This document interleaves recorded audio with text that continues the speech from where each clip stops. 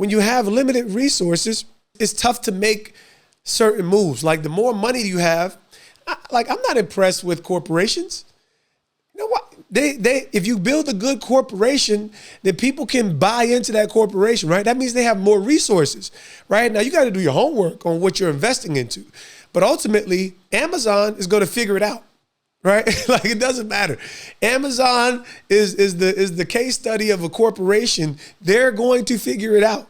So the only thing that you can do is be the speedboat and get to market first. But once there's a powerful product or service, they eventually can master that. Chase is going to eventually master that within their market. Why? They don't have to be first to market. They have so much trust and brand value. So for us with limited resources, we have to make the best decisions. And that's been one of the biggest obstacles for DT3 in the middle of this season. Helmet catch is a movement. Giant Nations, we here. I just need y'all to invest in the movement. You know what I'm saying? I need y'all to invest into this story that shows you that everything is possible. I'm the living testament to it. Who is this dude who's the special teams player that comes out of nowhere? Listen, I am the embodiment of David versus Goliath, right? I was the little dude that just believed that God could do the impossible. And on the greatest stage, I was the recipient of a miracle. I was the recipient. So I have no unbelief that God would be able to do something dynamic again as I'm moving into a new market. So these different transition places are going to bring us there. So first thing is you have to have realistic expectations. Anything new is going to take time, right? Anything new is going to take time. So when you have a new child, that's difficult. New wife, difficult. You have to set realistic expectations so that you're not overly disappointed or frustrated and you want to quit, right? If you have limited resources, you got to figure out how you're going to get more, right? And some of that is work ethic. Some of that is the proper sacrifice. The reason I'm very keen on, because anytime that you sacrifice something, it's at the expense of something else. So sacrifice is a really good thing. But if you don't make the proper sacrifice, it can be costly, right? In the football world, we've seen it. We've heard it over and over again. They grind, the hours. And these are some of the most dedicated men I know. I live with these dudes. I've grind with them. Listen, big shout out to Antonio Pierce, coaching the Laws. Man, they putting in hours. But if they don't have a clear line of communication with their wife, if they don't establish a clear understanding of what the expectations are, and they take this role into the coaching realm, it might be at the cost of their marriage. It might be at the cost of their children. It might be at the cost of their mental, physical, emotional health.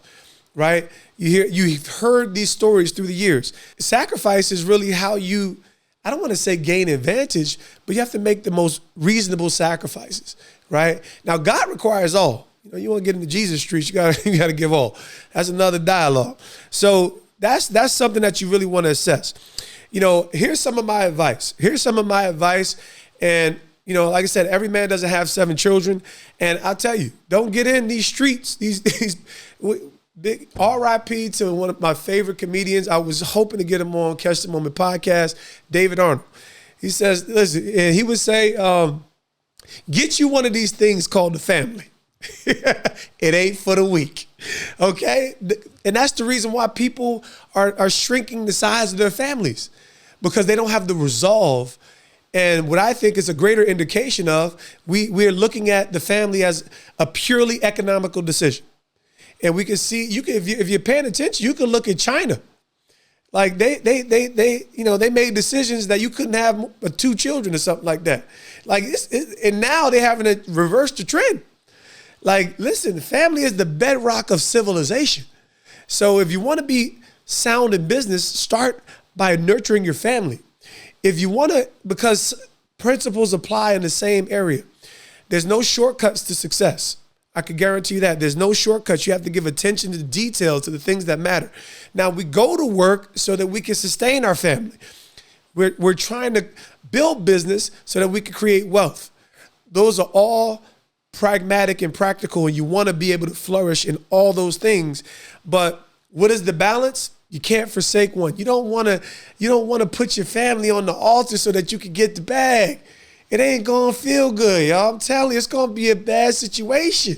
Now, I'm not saying that there's not going to be a season of immense sacrifice. Now, that's different.